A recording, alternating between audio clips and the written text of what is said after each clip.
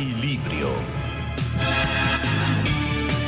Gracias por estar con nosotros en Tementes en este sábado, ya empezando el mes de agosto. Seguimos en la pandemia.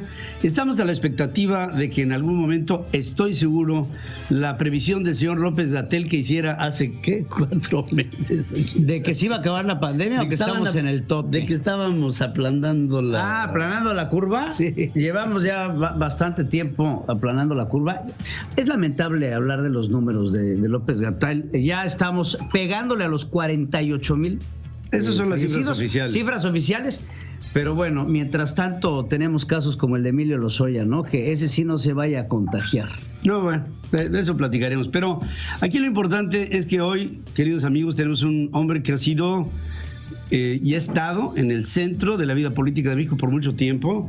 Es un polemista, es un hombre, es un litigante, es un abogado connotado, prestigiado. Fue en su momento candidato a la presidencia de México y es una persona que de tanto que hablar, tanto que decir. Y hoy, más que entrevistarlo de entrevistador a un hombre de la vida política, me gustaría yo ser su cliente y que él fuera mi abogado, yo como ciudadano y él como abogado de un país que en su conjunto se podría llamar nación. Y entonces lo primero que le preguntaría yo a Diego Fernández de Ceballos es: Diego, en primer lugar, bienvenido. Y te digo, como ciudadano, quiero hacerte una consulta. Quiero que me des, por favor, a ver si puedo sostener argumentos para que juntos, tú como litigante, yo como ciudadano, reclamáramos que el presidente de México, Andrés Manuel López Obrador, por sus faltas a la Constitución, no podría seguir ejerciendo las funciones de presidente de la República por el principio de prometo guardar y hacer guardar la Constitución y las leyes que de ella emanen, y si no, y aquí está el si no, que la nación me lo demande. Te pregunto, como tu cliente, ¿estoy en posibilidades de demandarlo siendo como ciudadano la nación, pensando que este hombre no ha observado lo que la Constitución le manda? Te saludo esta noche, te saludamos mi hijo Pedro y yo. ¿Cómo estás, Diego? Buenas noches. Buenas noches a los dos y con gran recuerdo para el gran don Pedro Ferriz Santa Cruz. Descanse en paz. Mira, tu pregunta es muy clara y mi respuesta espero también. Por supuesto que el país, la nación, tú y yo, como cualquiera, le puede demandar lo que sea al presidente López Obrador. Pero en un terreno vinculado con la realidad, no llevará a nada más que a una presión política que dependerá de la propia ciudadanía, de que lo mantengan hasta el final de su sexenio o que lo defenestren. Lo cierto es que no hay un procedimiento que pueda en este momento prosperar. Claro que López Obrador ha dado innumerables motivos para decirle que por lo menos se vaya a su casa, si no es que se debe de ir a la cárcel. Pero no hay un procedimiento ágil, eficaz, porque entre otras cosas dependería de las propias autoridades que de una medida u otra él controla.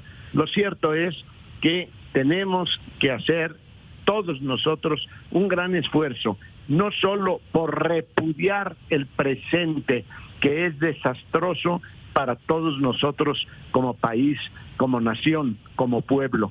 Tenemos que pensar qué debe seguir y cómo debe seguir más adelante, se vaya de inmediato o se vaya cuando termine, porque lo peor de este sinvergüenza está por venir. Oye, pues Diego, te habla Pedro Ferriz Chico, bueno, el chico del chico. ¿Cómo estás? Aparte de todo, nieto. Un gusto. El nieto, don Diego, con un gusto. En castellano se dice el nieto. El nieto, exacto. Pues un placer, antes que nada. Si hay un actor en la política mexicana y un actor activo dentro de la incipiente democracia mexicana, sin lugar a dudas, es Diego Fernández Ceballos. Y ahorita fuiste muy claro, lo peor está por venir. Vemos una serie de cortinas de humo, Diego. Tú has visto mucho de esto, mucho del teje-maneje político. ¿Cuál es tu opinión de los últimos actuares de la Cuarta Transformación, en el caso de Emilio Lozoya?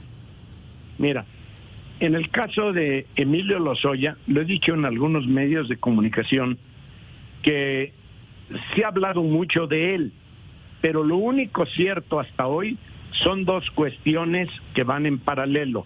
La primera, que se trata de un caso verdaderamente escandaloso de corrupción que trasciende nuestras fronteras. La maraña de corrupción que tejió la empresa Odebrecht está probada en varios países y el más rezagado es México, aunque ya lo tiene detenido y consentido. Pero la detención de Lozoya es un paso importante que debiera permitir hacer valer la ley, lo cual no va a ser cierto. Ya todos los datos de los que disponemos en este momento nos llevan a concluir que se trata de una farsa vulgar y escandalosa más que el delito mismo. La segunda cuestión es que el total desaseo lo está manejando el gobierno federal y esto no hay mayor novedad, lo está manejando con un propósito verdaderamente electorero. Son innumerables los casos conocidos de gobiernos anteriores en México y aún en este propio gobierno, en los que la ley y la justicia ocupan lugares muy distantes del primero que debiera ser la aplicación de la ley. El caso de Lozoya, hay que decirlo con toda claridad, el caso de Lozoya es emblemático en materia de manoseo mediático. Miren ustedes, cuando Lozoya aún estaba en España, el presidente López Obrador ya informaba a la nación mexicana de negociaciones con el Ministerio Público Federal. La primera pregunta es: ¿quién es López Obrador para hablar de negociaciones con un Ministerio Público Federal, con una Fiscalía General de la República que se supone que es autónoma, independiente y que no tiene por qué estar, por lo tanto, dando informes o recibiendo el presidente informes de ella?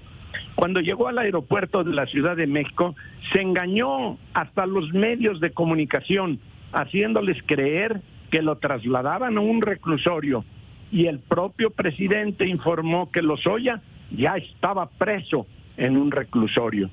Todo fue falso, todo fue un embuste. Salió sano de España según las autoridades médicas españolas, y al llegar a México, las autoridades mexicanas determinaron que era necesaria su hospitalización y engañaron a todos. Después el presidente dijo que Lozoya está como testigo protegido y después rectificó y dijo que estaba como testigo colaborador, lo cual ha sido desmentido por la propia Procuraduría o Fiscalía General de la República. Como se advierte, hasta como mentirosos son torpes. El gobierno federal ha dicho que Lozoya está dispuesto a denunciar a funcionarios del pasado y a legisladores de diversos partidos. Habrá que esperar qué dice y qué pruebas tiene.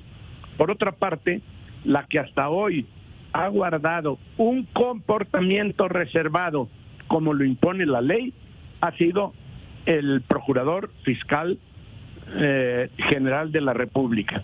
El presidente ha presentado una narrativa evidentemente dirigida a sacar raja política, salpicándola de mentiras y prejuicios. Quiera o no, ese asunto dificultará por el comportamiento del presidente en las investigaciones. La raja política sí le pertenece. El presidente debe sacar raja política de cualquier escándalo del pasado. Así lo han hecho todos. Pero el presidente López Obrador tiene tres propósitos esenciales. El primero, obtener de los que resulten imputados todo el dinero posible, sea producto de delito realmente cometido, o de extorsiones vulgares. Piénsese, por ejemplo, que si a Lozoya se le garantiza no perseguir a su madre, a su esposa y a su hermana, estará dispuesto a declarar lo que se le pida, sea contra ustedes dos, sea contra mí o sea contra quien sea. Eso es una felonía. Eso no es legalidad y eso no es justicia. Puedo decir mucho más, pero hasta el momento, si les parece, para no abusar en exceso, si es que se vale el abuso en exceso, yo diría que hasta aquí me quedo. Bueno, Diego, yo te pregunto, en primer lugar, pensemos que estamos llevando un caso y que yo te pido que nos ayudes a llevarlo en el caso, por ejemplo, de Lozoya. Te preguntaría como abogado, el primer punto que te diría es, yo no he visto a Emilio Lozoya. Yo no sé si verdaderamente llegó al aeropuerto porque nos engañaron, como tú bien lo mencionas. No sé si está o estuvo en el hospital porque nunca salió algo que tuviera que ver con su presencia. Después ya salió, según entiendo, a su casa, tampoco lo he visto y según también entiendo, firmó electrónicamente en el libro de personas que están, digamos, como en una libertad condicional, en domiciliaria me imagino, pero creo que tiene brazalete y también pasa con una firma que no es presencial porque no va al reclusorio. No se le ve llegando, no se le ve en el hospital, no se le ve saliendo, no se le ve firmando. Y por otra parte, te pregunto, ¿hay una figura de testigo colaborador en México? Es una. Y dos, en caso de que la haya, el hecho de que sea un testigo colaborador, en un caso en donde él está involucrado, le exime de ser, de haber cometido un delito doloso por el solo hecho de testificar a favor de un descargo de pruebas que le pudiera al gobierno dar, no sé, más implicados que pudieran ser parte de esta lucha pretendida por la corrupción. Voy por partes. El testigo protegido es una figura que implica que a cualquier testigo de cualquier delito, si está en riesgo, la autoridad lo proteja. Pero eso no es a lo que tú te refieres.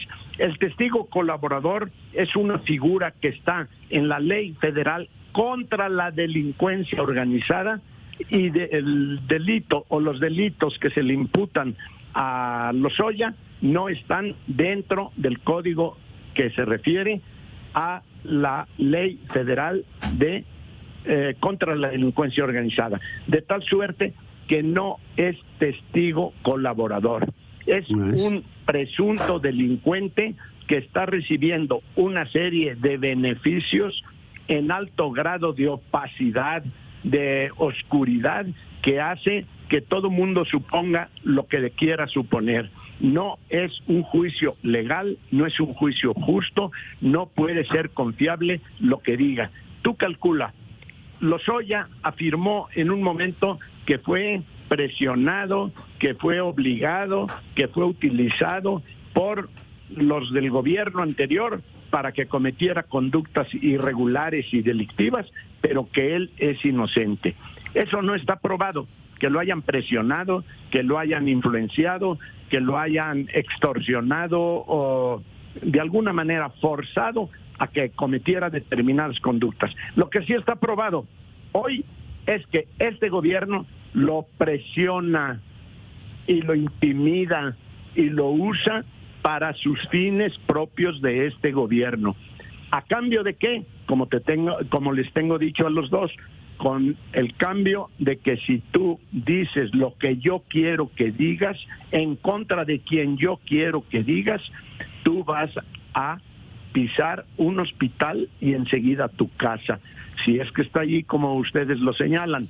Pero en todo caso, tú, tu madre, tu esposa y tu hermana no tendrán ningún problema legal. Eso es una burla a la ley, es una burla a la justicia y es un oprobio para todo un pueblo que está demandando que los crímenes, los delitos, los abusos del pasado y del presente terminen. Y no han hecho justicia con el pasado, pero tampoco están haciendo justicia con el presente. Es una farsa podrida la que está haciendo el gobierno de la transformación de Cuarta.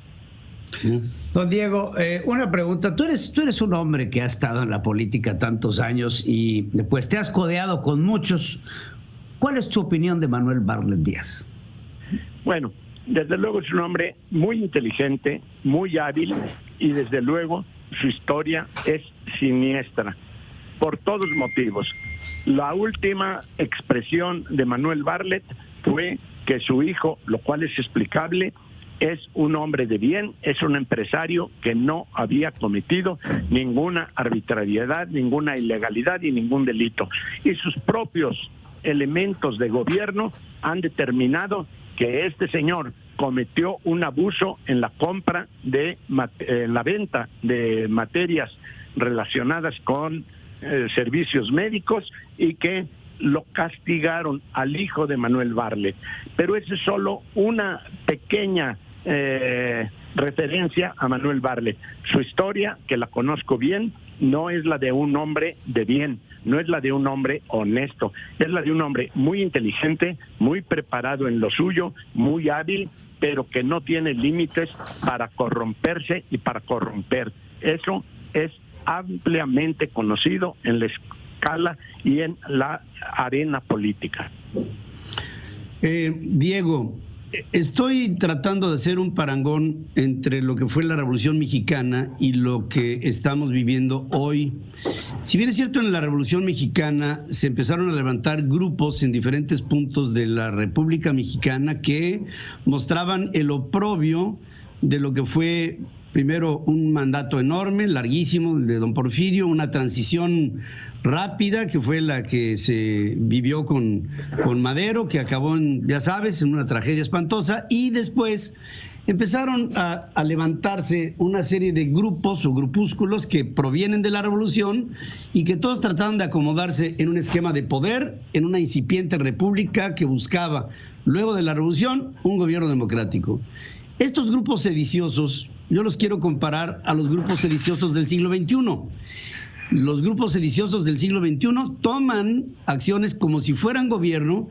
Me refiero a cárteles de la droga que distribuyen despensas, que invitan a la gente a que se cuiden, que si tienen algún tipo de limitación, ahí están los grupos sediciosos para poderle apoyar a la sociedad de todas las funciones que un gobierno no hace, y se establecen de hecho en una especie de gobiernos locales y a veces regionales. Esto me implicaría pensar que la Revolución Mexicana del siglo pasado se parecería muchísimo a una especie de Revolución Mexicana en el siglo XXI, ante lugares completos que en la República Mexicana hoy podría decir que no los gobierna el gobierno, sino que los gobiernan grupos de poder de facto. ¿Me compras esta comparación o se te hace que es demasiado rigorista y por lo mismo no tendría puntos de comparación lo que fue y lo que es? Por supuesto que te la compro, con las diferencias de un mundo llamado moderno, porque antes los bandidos de Río Frío, entre Puebla y la Ciudad de México, andaban a caballo con un cubrebocas, por cierto que ya hablaremos de él, un cubrebocas, y desde luego asaltaban a las diligencias. Hoy asaltan a través de innumerables métodos modernos, están enquistados en muchas áreas del poder político y económico y desde luego están dañando severamente a la vida social. En el fondo es la misma pudrición con instrumentos más modernos y más peligrosos. Imagínate tú lo que quiere decir que unos maleantes a caballo asaltaran diligencias, y hoy la metralla está en todo el país, matando a seres humanos, unos de ellos delincuentes, muchos otros no delincuentes, y cometiendo todo tipo de delitos y de fechorías. Pero, mientras tanto, el presidente de la República, para ofensa ominosa del Ejército y de todas nuestras Fuerzas Armadas, dice: abrazos, no balazos contra los delincuentes. Y por supuesto, los delincuentes diciendo viva la Pepa, en un país donde no hay ley, donde no hay instituciones y donde todo se vale. México es un país de violentos y para los violentos. Esa es la tragedia. Antes había mucha represión y se colgaban en los postes y en los árboles a los delincuentes. Ahora el presidente saluda a la madre del capo principal, que por cierto ya está en Estados Unidos, y suelta a un delincuente como su hijo, pero siempre bajo la idea de que en este país no debe haber represión, sino abrazos y no balazos. Cientos de soldados, de marinos, de policías, despedazados, ultrajados, los han desmembrado en forma violentísima y después de torturas verdaderamente infames, y el presidente diciendo que no debe haber represión, que debe haber abrazos y no balazos. Por eso ha crecido la violencia en este país. Estamos como en la época de la revolución, pero con un desastre y con unas consecuencias mucho mayores. Don Diego, hablemos de desastres. Viene un desastre económico importantísimo. Viene un desastre mucho mayor, creo yo, que al pandémico, en donde va a haber más muertos de hambre que muertos por COVID. El gobierno de México se ha rehusado a apoyar a la clase media y a la clase empresarial. Si Diego Fernández de Ceballos fuera presidente de México, ¿qué harías al respecto? Mira, yo no sé si siendo yo presidente estaríamos peor, pero los que sí te digo...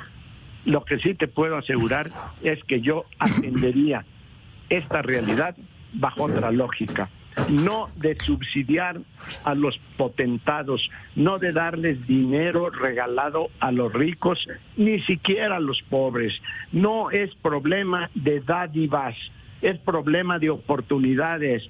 El mexicano no quiere recibir mendrugos de pan podrido o viejo o frijol con lo que decía López Obrador. Gorgojo. Con gorgojo.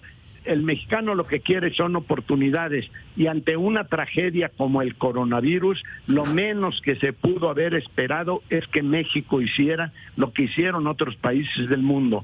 Para una situación catastrófica como la que está viviendo el mundo, pues medidas excepcionales que pudieran dar oportunidades de plazos, de esperas, de ayudas a los medianos y pequeños empresarios, no para salvarles su economía, sino para que los empleados por ellos, los trabajadores, no perdieran las oportunidades de llevar alimentos a su casa. Que es un sinvergüenza de tomo y lomo, ha dicho que se pierdan las empresas y las que cierren que tengan que cerrar. Pero no solo cierran las empresas, Pedros, lo que cierran son las fuentes de trabajo, lo que cierra son los alimentos para las casas de las personas, y eso no les importa nada. Mira, aprovechando que ustedes están en Estados Unidos, con decirles que el gran orgullo de esta administración presidida por López Obrador es que vamos a recibir aquí en México más dinero remitido por los que trabajan allá, más remesas de mexicanos que hacen un esfuerzo inaudito por mandarles a sus familiares, mexicanos que han perdido por lo menos 3 millones de migrantes que han perdido en Estados Unidos sus empleos, y el gran orgullo es que ya vamos a recibir de allá, de Estados Unidos, más dinero de los que trabajan allá. No tienen vergüenza. Esto es una cosa ominosa. De verdad, a los dos les digo, no hay precedentes de un gobierno tan inepto y tan bribón como el que tenemos ahora. Sí. Diego, estoy viendo que, pues como tú lo sabes perfecto, una república se establece en base a un mandato constitucional y a un pacto que se da entre estados que, no obstante libres y soberanos, deciden pertenecer a una república, y por lo mismo se hace con ello una cohesión republicana. Yo veo que es realmente muy deteriorante lo que hoy estamos presenciando cuando tenemos un presidente que encabeza la fractura de las instituciones mexicanas, atentando todos los días en contra de ellas, debilitando a las instituciones, empezando por la propia, la del presidente de la República, que pierde cada vez más aquella respetabilidad que tenía un presidente de la República como un símbolo de la patria, aparte de las instituciones que hacen funcionar a la República en el gabinete, en la relación con los estados, en la relación con los municipios. Se empiezan a ver fracturas como, por ejemplo, la constitución de gobernadores que presentan frentes comunes para amenazar con escindirse, para amenazar con presentar controversias constitucionales por pactos fiscales, presupuestales, organizacionales, en todos los órdenes, y el presidente no toma recibo y simple y sencillamente destruye sistemáticamente a las instituciones, y cuando se destruyen a las instituciones de una república, automáticamente se construye una institución que se llama dictadura. Estoy viendo que rompe lo que había para posicionarse él como la única institución válida. Esto, cuando nos enteremos, será demasiado tarde. Me pregunto si coincides con esta idea y qué podríamos hacer en caso de que fuera para inhibirla. Mira, por supuesto que coincido, porque creo que aunque es un dictadorzuelo de pacotilla, sí es altamente peligroso, sobre todo por inepto, porque un dictador que siempre será malo, pero que tenga capacidad intelectual para entender los problemas y para enfrentarlos, es menos peligroso que un dictador primitivo, rupestre, que no tiene la más mínima idea de lo que es gobernar un país, porque pasó de porro a la presidencia, pero no asume la presidencia de todos los mexicanos, ni se entiende como jefe de Estado, sencillamente como un autócrata, te repito, primitivo, que no tiene la más mínima capacidad para enfrentar a los grandes problemas de México y para representar a los mexicanos. Bien, les voy a dar algunos datos que son simplemente oficiales. Según los datos del propio gobierno, antes de la pandemia, López Obrador llevó la economía, que tenía un crecimiento de 2%, de 2.5%, un crecimiento pírrico, pero al fin y al cabo crecimiento, llevó la economía abajo de cero, antes de la pandemia. Con la pandemia la tiene menos de 20%. La violencia criminal ha crecido como nunca. El desempleo antes y ahora con la pandemia es catastrófico. Y la fuga de capitales es imparable. ¿Qué camino le queda al presidente López Obrador? Pues es muy sencillo: seguir mintiendo y radicalizarse. Eso es lo más grave. Dejará un país, se vaya pronto o se vaya al final de su sexenio, dejará un país más pobre, más violento y más enconado. Esa sí se llama tragedia nacional. No solo por lo que él no puede hacer en bien de México, sino por lo que él sí puede hacer, está haciendo y va a seguir haciendo en mal de México. Don Diego, hablemos, usted es un hombre que dice las cosas como son y creo que eso siempre se ha agradecido. Hablemos de Andrés Manuel López Obrador no como presidente, sino con el hombre con el que pudo o no pudo haber convivido políticamente Diego Fernández de Ceballos antes de que éste llegara a la presidencia. Ya estando en la presidencia y conociendo los actuares de Andrés Manuel, desde su paso por Tabasco hasta la jefatura de gobierno del Distrito Federal, en donde seguramente habrán coincidido en algún pasillo, Diego. ¿Qué opinas de Andrés Manuel como persona? Mira, como persona, yo creo que lo tiene que analizar científicamente un psiquiatra. Eso es lo primero que se necesita. Yo como ciudadano sostengo, como lo he venido sosteniendo, que el día de hoy él es el primer corrupto del país. Y voy a decir por qué. Es un hombre que no solo miente desde la presidencia de la República, que difama y que engaña todos los días. Es un hombre que en la presidencia de la República dilapida recursos públicos en sus caprichos y ha dispuesto, con violación a la ley, de más del 80% de los recursos públicos destinados a bienes y servicios contratados a través de asignaciones directas, no de licitaciones como manda la ley. Entonces, solo un enfermo del cerebro puede decir desde la presidencia de la República que la pandemia le cayó como anillo al dedo. Solo un abusivo puede llamarle mis mascotas a sus seguidores más pobres. Solo un psicópata puede decir un día que ya se acabó la corrupción y decir al otro día, exactamente al día siguiente, que se pondrá el tapabocas cuando se acabe la corrupción. Pues si ya se acabó la corrupción, ¿por qué no se pone el tapabocas? Y si no se ha acabado la corrupción, ¿por qué está diciendo que ya se acabó? Y así podríamos seguir mencionando sus abusos y locuacidades. Es un primitivo, enfermo, violento, no tiene nada de demócrata y pasó de porro muy capaz, muy eficiente, de luchador social, entre comillas, a presidente de la República, pero por supuesto que la investidura le queda como si le pusieras un traje de elefante a una hormiga. Diego, hablemos de socialismo. El país está orientado, desde mi punto de vista, con un hombre como López Obrador hacia ello.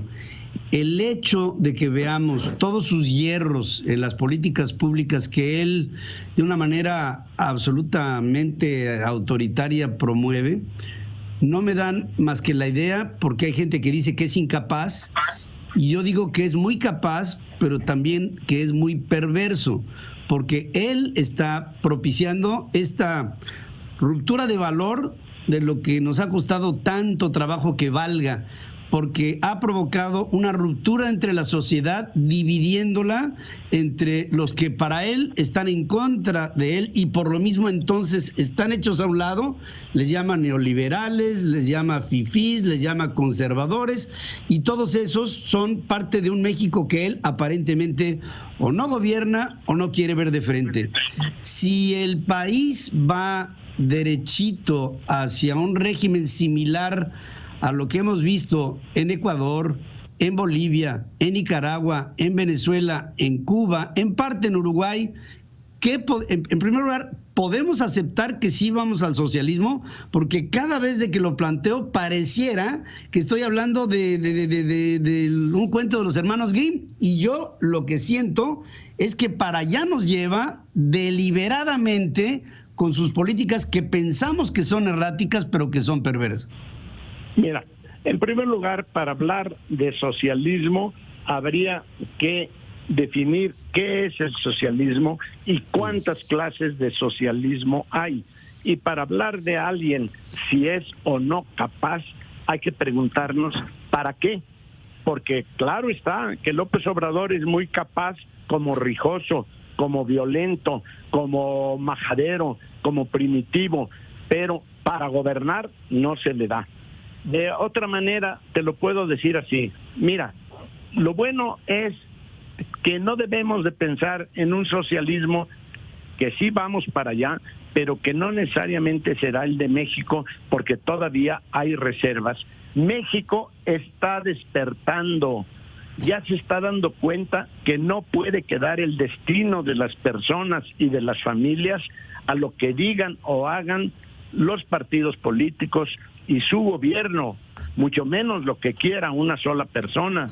Los ciudadanos están cobrando conciencia y que de nada les sirve recibir promesas y migajas del gobernante que está en turno.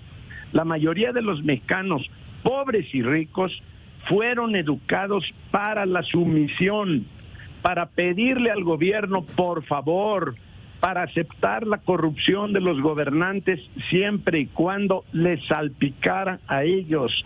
Ese ha sido el verdadero problema. El problema de México no es López Obrador. López Obrador es la consecuencia de un país devastado en valores, devastado en dignidad. Es un país en donde prevalecen los ignorantes y los cobardes. Hay que tomar en cuenta eso. Y el sistema político mexicano, no de ahora, desde hace muchísimos años, yo diría desde siempre, ha sido corrupto y corruptor. Entonces, si los poderosos se corrompieran solo ellos, sería muy fácil. Los sustituyes. Pero si los gobiernos han tenido a gobernantes corruptos que a la vez han sido corruptores, se ha corrompido también la sociedad.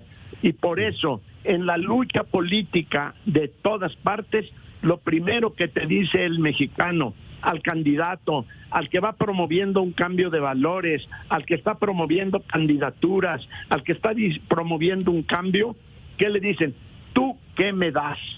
Así de sencillo.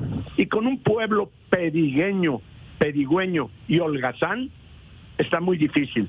Se necesita un pueblo echado para adelante, como este que está despertando, que ya le mientan la madre, que ya están enfrentándolo y que están dispuestos a decir, usted no me engaña por mucho tiempo más. Ya estamos saturados de políticos bribones, cobardes e ineptos. Pero este gobierno tan corrupto como los anteriores, pero nomás con una característica, peor que los anteriores en cuanto a eficiencia. Es un gobierno inepto al 100% y corrupto sin límites. Esa es mi opinión. Eso ha sido así porque el sistema político mexicano, le repito, ha sido corrupto y corruptor. Pero ya están multiplicándose las voces de hombres y mujeres que denuncian, que proponen y que dan pasos adelante. Yo creo, Pedro, que hay esperanza siempre y cuando no nos entretengamos en discusiones estériles, y los que estamos en contra de la barbarie, no solo del socialismo, de la barbarie que vive México, que demos la cara y que apostemos el resto al costo que sea. Don Diego, estás hablando de el México que está despertando. Primer pregunta que me viene a la mente es la nulidad de partidos de oposición que estamos viviendo ahorita. Yo creo que casi que sin precedentes. El Partido Acción Nacional está diezmado, el PRI está totalmente, pues no sé si deshecho o muy calladito. Los otros partidos son tan pequeños que francamente son insignificantes. El PT, el Partido Verde, evidentemente haciendo lo propio, aliándose con Morena. Vamos, no hay un partido político que le pueda hacer frente a Morena hoy. Sin embargo, existe un movimiento que se llama Frena, que está comenzando a salir a las calles, que está haciendo manifestaciones, que está, como bien lo dijiste, mentándole la madre al presidente.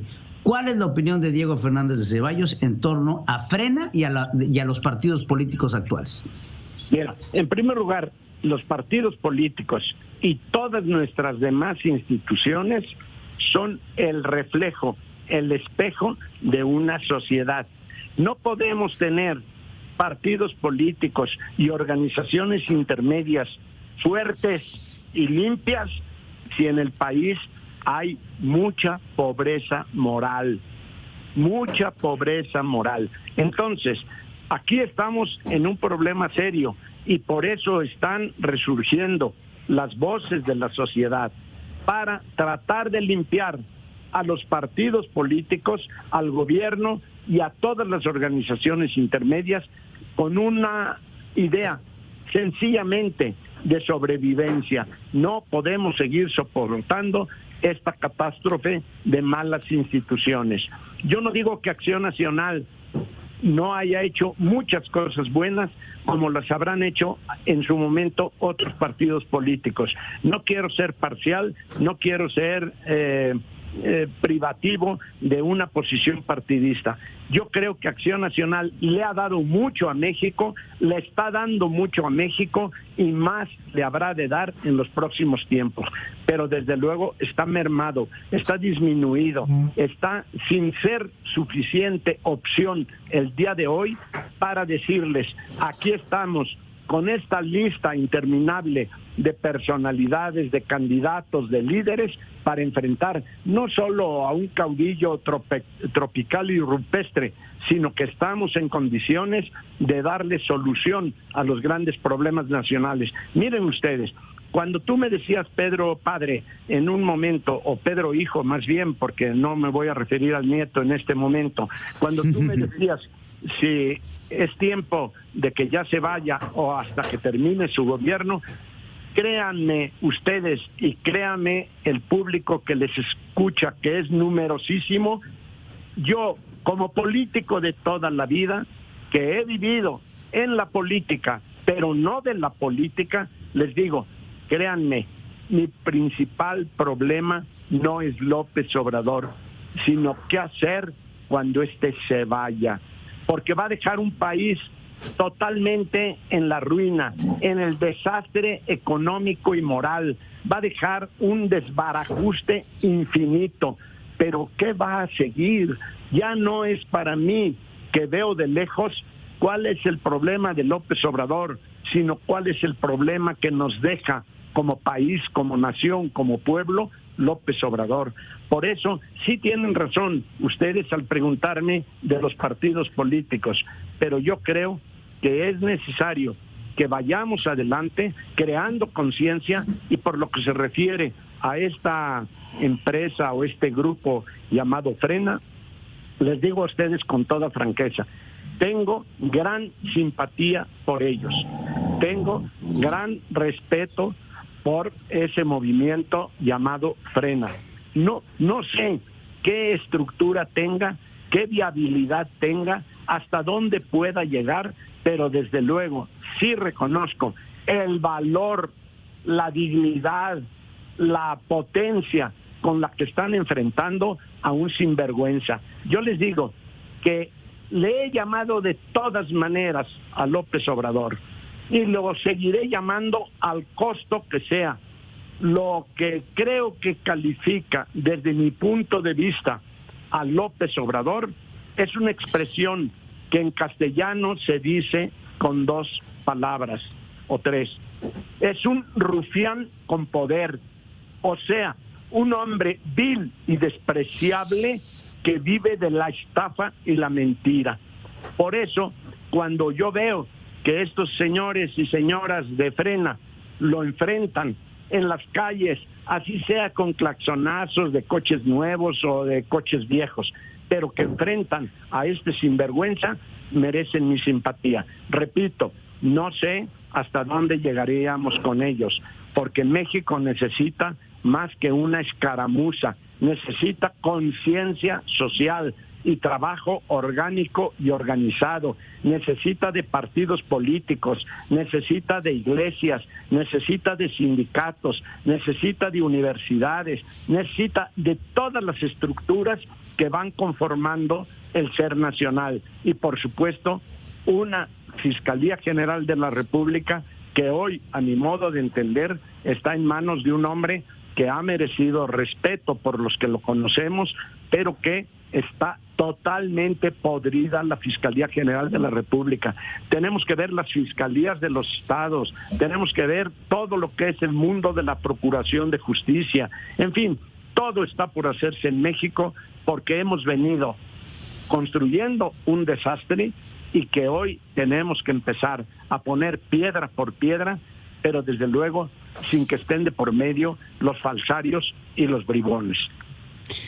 Diego, ya que estamos hablando de partidos políticos, yo quisiera pensar que en una democracia, pues la base del equilibrio para lo que se desea por parte de la ciudadanía tiene como su piedra de toque a los partidos políticos.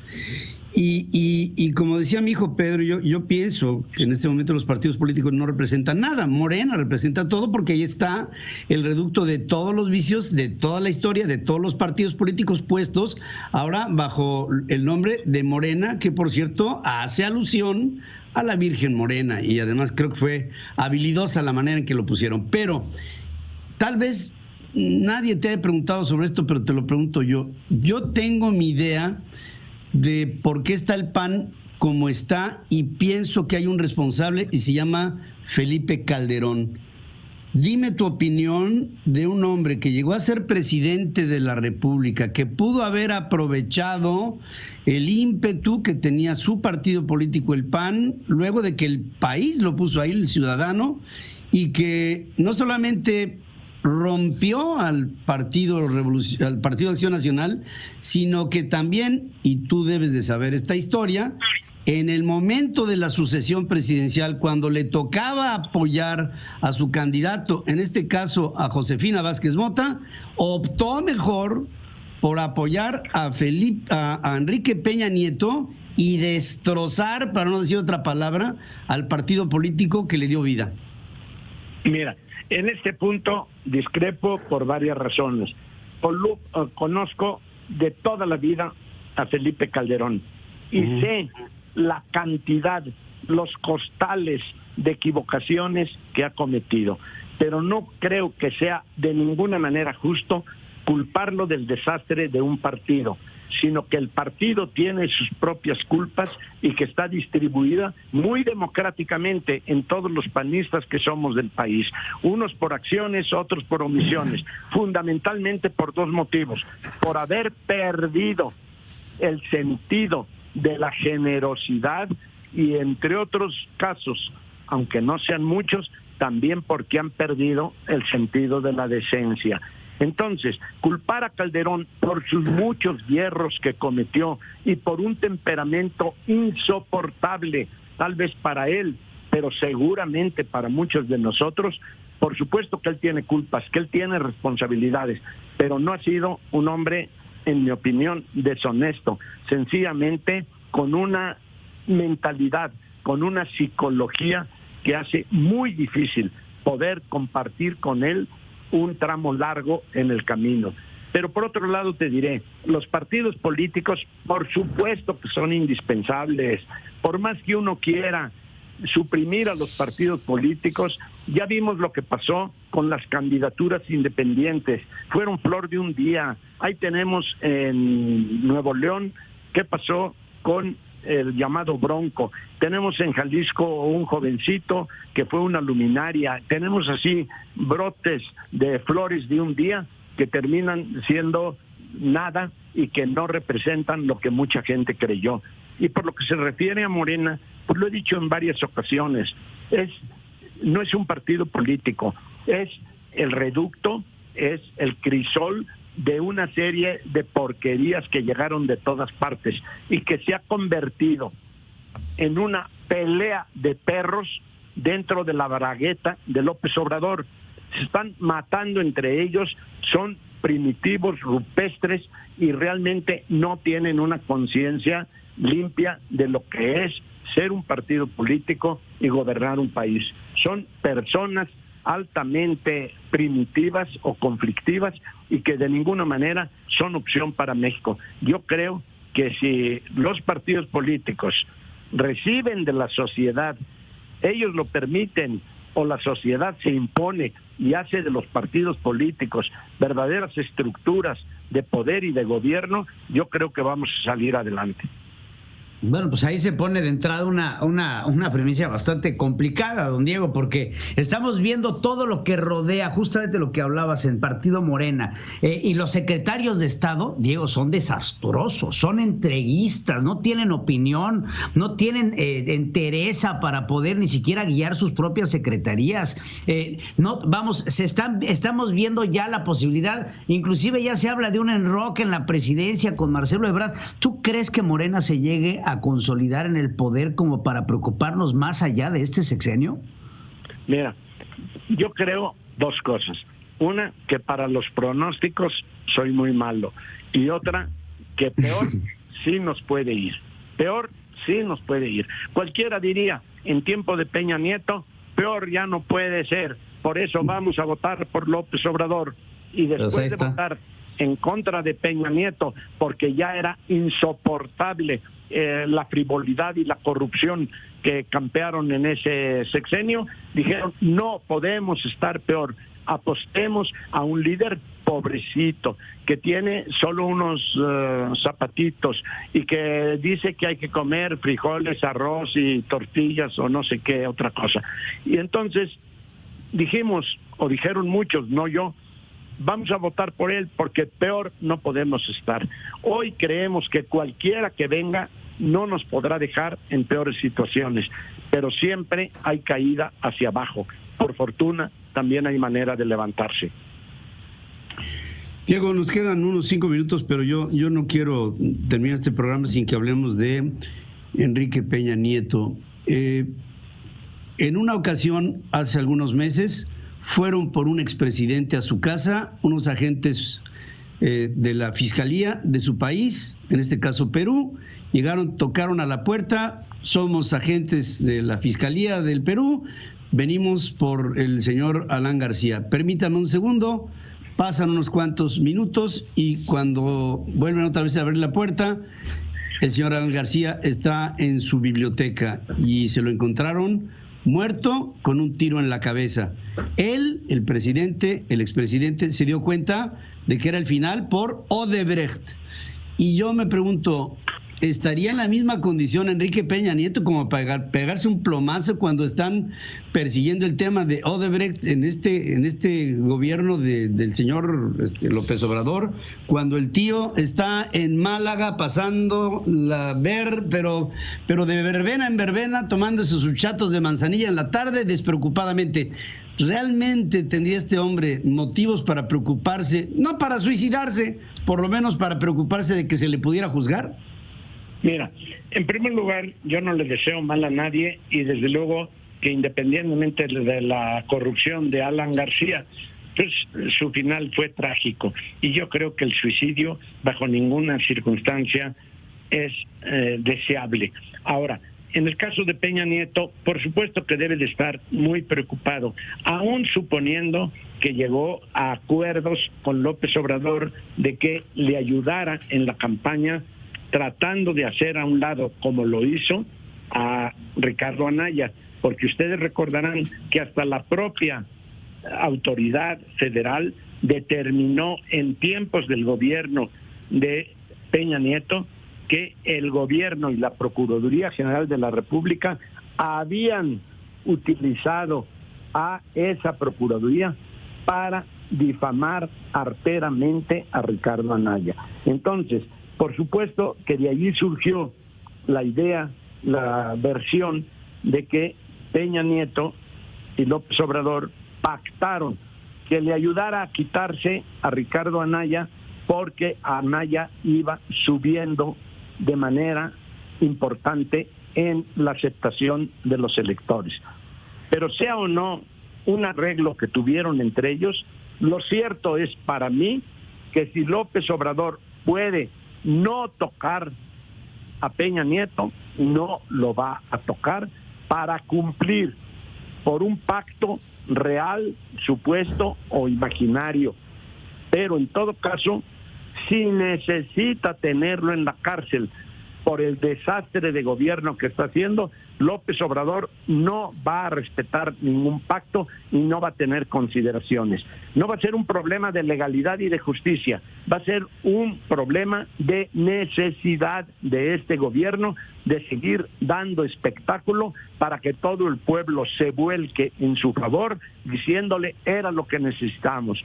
O sea, carne para los leones, no para la justicia, un procedimiento legal, justo, no, sencillamente para fines prácticos, si no lo requiere como algo vital para mantenerse en el poder López Obrador, por supuesto que no lo toca, pero si lo llega a necesitar, con permiso, y se le va a ir a la yugular, con la ley y contra la ley. De eso no tengan ustedes la menor duda. Conozco de sobra a López Obrador como si lo acabara de desencillar. Diego Fernández de Ceballos, es un placer el estar contigo, el platicar contigo. Vimos una fotografía en donde estás muy guapo aquí en el programa. Me hubiera encantado verte en vivo y espero para la próxima que así me lo concedas. Aparte de que te agradezco que nos hayas concedido esta hora de tu reflexión. El país estaba esperando escucharte con calma, con tranquilidad y con tu reflexión que siempre te ha caracterizado como un hombre inteligente. Desde aquí te abrazo. Yo les agradezco muchísimo. Simplemente le puedo decir a quienes no me conozcan que soy un hombre que ha vivido intensamente 80 años, que ha participado en la política desde niño en Acción Nacional, pero que no he vivido de la política. He sido y soy campesino en el verdadero sentido de la palabra y abogado consultor. Y por supuesto que como ser humano he cometido errores y por ellos me arrepiento, pero no he cometido actos por los que tenga que avergonzarme.